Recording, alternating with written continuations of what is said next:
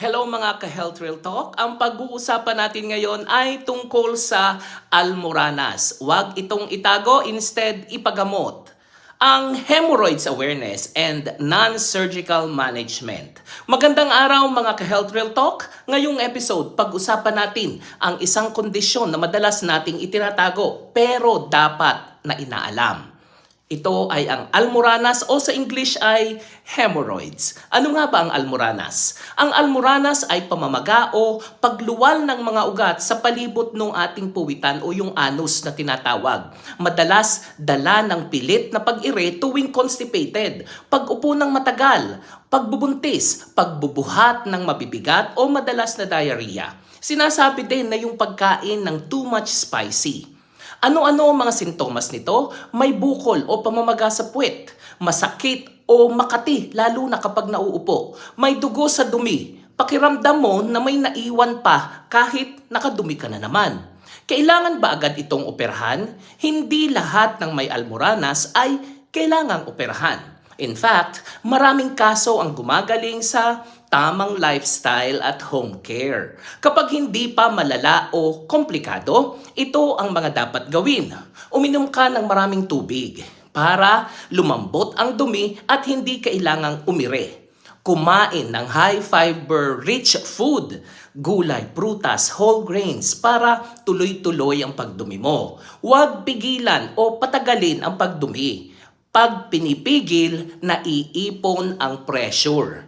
Iwasan ang pag-upo ng matagal. Bawat isang oras na nakaupo, tumayo at mag-inat ng 5 minutes. Warm sitz bath. Umupo sa palanggana o batya na may maligamgam na tubig 10 to 15 minutes 2 to 3 times a day.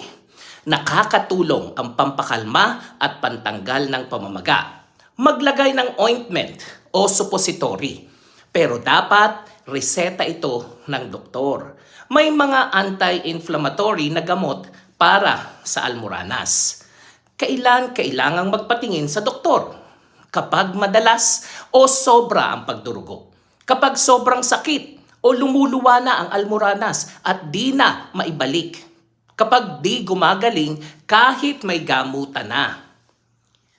Mga kabayan, hindi nakakahiya ang magka-almoranas. Mas nakakahiya ang alam mong may problema pero pinabayaan mo. Sa tamang pagkain, paggalaw at pag-aalaga, maaari itong gumaling nang hindi kailangang operahan. Mga ka-Health Real Talk, almoranas man ang pinag-uusapan natin ngayon, ang tunay na mensahe ay huwag mong ikahiya ang kahit anong kondisyon sa kalusugan. Dahil sa katawan mo, kahit anong bahagi pa yan, lahat ay may karapatang alagaan. Hindi lahat ng may almoranas ay kailangang operahan, pero lahat ng may almoranas ay kailangang intindihin, gamutin at huwag itolerate. Kasi ang sakit kapag tinitiis, lumalala, pero kapag inagapan, gagaling ito.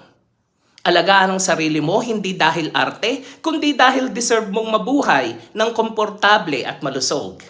Sa katawan mo, ikaw ang una at huling responsibilidad. Kaya kung may nararamdaman ka, huwag na itong itago. Ipatingin, ipagamot, at huwag ikahiya. Have a nice day, everyone.